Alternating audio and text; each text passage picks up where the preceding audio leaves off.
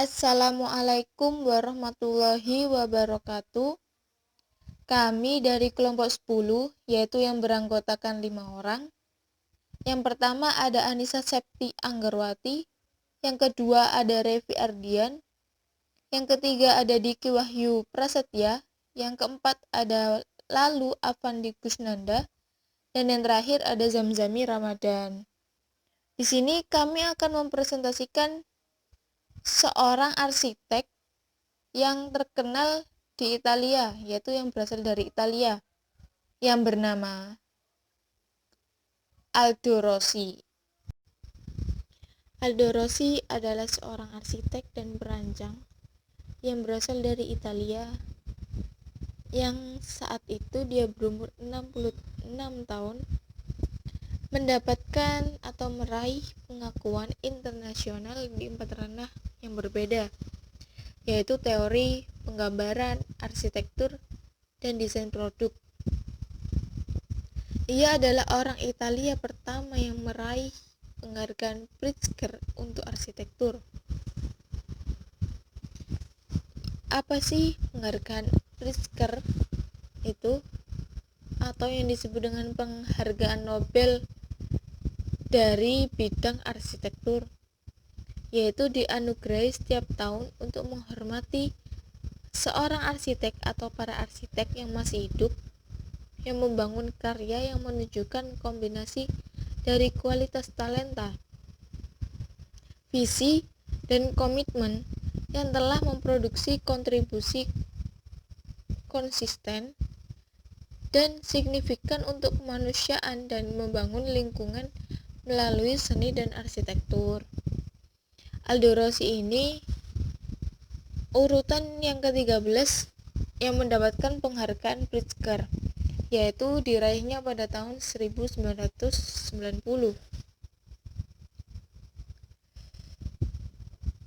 Beliau lahir pada tanggal 3 Mei 1931 di Milan, Italia, dan wafat pada tanggal 4 September 1997,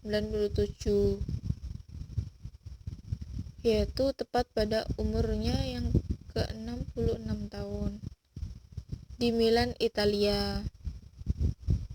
Dia juga pernah kuliah atau lulusan di Universitas Politeknik Milan, yaitu pada tahun 1949 sampai 1959. Aldo Rossi terkenal sebagai penyederhana postmodern style karena dia sangat menolak aspek-aspek modern dan memanfaatkan penuh aspek sejarah. Yaitu ada 2 pemikiran yang menjadi ciri khas Aldo Rossi.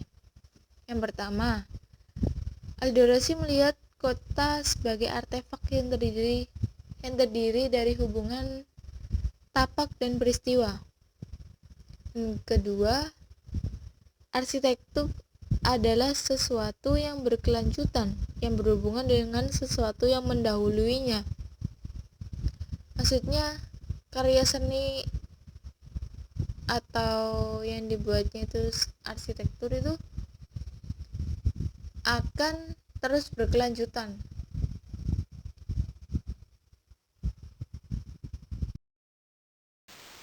Ini adalah contoh karya-karya Aldo Rossi. Adalah Quartier Sachsenstraße Berlin. Di Berlin, Jerman pada tahun 1994 sampai 1997 pembuatannya. Ini adalah lighthouse dari Danau Ontario, Kanada, dibangun 1987. Ini adalah Teatro Carlo Felice dari Genoa, Italia, dibangun pada Juni 1991. Ini adalah Teatro del Mondo dari Jalan Venice, Italia, dibangun pada 1979. Dan ini Cemetery of San Cataldo dari Modena, Italia, dibangun 1971. Ini adalah salah satu bangunan yang dibangun oleh Aldo Rossi, adalah Cemetery of San Cataldo. Lokasinya di Modena, Italia. Dibangun pada tahun 1971. Bangunan ini adalah kuburan yang dibangun oleh Aldo adalah rute analogis melalui semua gambar rumah orang mati. Rossi percaya pada presentasi tipologi, terjemahan dari masa lalu, yang merupakan teori dasar yang diperdebatkan dalam bukunya The Architecture of the City pada tahun 1966. Dia menyatukan ide-ide dari Costa dan pemakaman Yahudi abad ke-19 untuk merancang kuburannya untuk kompetisi dengan Gianni Bragheri pada tahun 1972, memenangkan kompetisi. Inilah unsur-unsur yang ada di bangunan Cemetery of San Cataldo. Pada titik merah adalah bagian sudut bangunan yang membentuk garis. Dan pada titik biru adalah lubang kecil yang terlihat dari jauh membentuk titik. Dan pada titik hijau itu adalah unsur titik yang membentuk persegi pada bagian bawah terbentuk persegi panjang. Dan itu yang pada titik biru. Pada unsur garis bangunan tersebut adalah warna biru adalah garis horizontal yang mempertemukan sudut bangunan sehingga membentuk unsur garis. Dan warna garis merah adalah garis vertikal yang membentuk sudut horizontal. Dan warna hijau terdapat titik pada sudut lubang dan membentuk unsur garis. Bangunan ini disusun sedemikian rupa sehingga membatasi ruang hijau yang lebih jauh, ditandai oleh persilangan jalur pejalan kaki.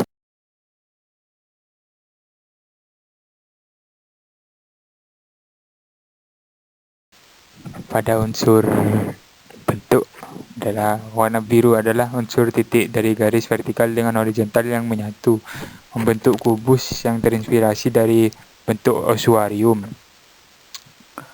Warna hijau adalah unsur titik dan garis yang membentuk persegi. Pada bagian bawah membentuk bidang persegi yang itu adalah lubang bangunan tersebut. Di jantung perpanjangan ini terletak kubus sebuah rumah dijadikan ossuarium. Relung jendela kosongnya melambangkan tempat peristirahatan orang mati. Untuk bagian ruang dalam bangunan tersebut adalah pemakaman ini tidak memiliki atap, lantai, jendela atau pintu, melainkan hanya sebuah sel dengan bukaan. Beberapa bukan untuk cahaya, melainkan untuk pandangan, akses, dan bahkan penahanan tubuh yang dikremasi. Barisan tiang ditunjukkan di sini dengan relung untuk penerimaan kunci di lantai atas, melintasi sumbu pusat dan kedua kompleks pemakaman. Interior tempat kubus menunjukkan karakter yang dramatis sekaligus menenangkan fraktur dan ketidaklengkapan bangunan melalui bayang-bayang menggambar lanskap domestik, di mana semuanya penuh makna dan menjadi simbol. Saat berjalan di lorong tersebut, membuat Anda berpikir secara mendalam tentang kematian dan hal-hal lain, terutama kematian, karena kamu dikelilingi olehnya yang ditempeli oleh bunga-bunga. Ini juga hanya cara bodoh merancang sebuah bangunan. Makna yang dimaksudkan nyaris tidak tertahan pada saat ketika pertama kali diungkapkan. Dan kemudian dalam kasus San Cataldo, yang tersisa hanyalah pemakaman setengah kosong yang belum selesai dengan berbagai macam peralatan pemeliharaan yang tergeletak di sekitar. Jadi bangunan ini terinspirasi dengan kubus osiari. Persegi yang direpetisi pada keempat sisi dinding bangunan tidak memiliki atap sehingga terbuka menuju langit. Area tersebut menjadi area upacara atau ritual dalam pemakaman. Garis-garis komposit ini secara volumetrik merosot ke arah utara selatan akan membentuk tulang rusuk yang dapat dilukiskan dalam sebuah segitiga. Jadi makam ini terinspirasi dari tulang rusuk. Peristiwa penting terjadi sebelum desain Aldo Rossi dan konstruksi pemakaman. Aldo Rossi mengalami kecelakaan mobil yang mengerikan dan ia kemudian dirawat di rumah sakit untuk waktu yang lama. Selama dirawat rumah sakit, ia mulai berteori tentang struktur tubuhnya yang berbagai serangkaian patah tulang yang harus disatukan. Bangunan dengan bahan beton tersebut membawa kesan kasar karena terdapat lubang teratur. Karena lubang tersebut, bangunan tersebut membawa kesan kasar. Jejaring lerung penguburan beton penutupi dinding interior dan diakses melalui jaringan tangga logam. Bukaan yang teratur mereplikasi detail dari dinding penutup makam, sebuah fitur yang pada gilirannya mengakui tata letak kuburan yang berdekatan, yang menampilkan pilar-pilar melengkung tinggi dan render yang hangat. Dalam bentuk hal ekstensi, Rossi dengan trotoar berlapis kolom dan kuburan tertutup adalah bentuk teredukasi dari desain asli ini. Fasad yang kencang dan bersahaja dari osuarium dan atap baja biru yang kokoh pada bangunan perimeter merupakan tempat yang jauh dari beton abu-abu yang disukai oleh kaum modernis pada dekade-dekade sebelumnya. Warna bangunan tersebut adalah oranye bata. Karena bangunan tersebut ingin menampilkan yang menonjol untuk ke lainnya dan menampilkan pewarnaan yang kuat. Render berwarna terakota menutupi dinding kubus osuarium yang membuatnya menjadi objek paling menonjol. Elemen-elemen permainan ditafsirkan dalam rencana Rossi yang berwarna seram. Untuk kuburan di tangga logam yang naik turun dinding kubus osuarium, tiang-tiang yang dibangun sebagian yang menutupi kuburan, dan menara terbentuk kerucut di tengahnya sebagai alun-alun terakhir. Kuburan komunal.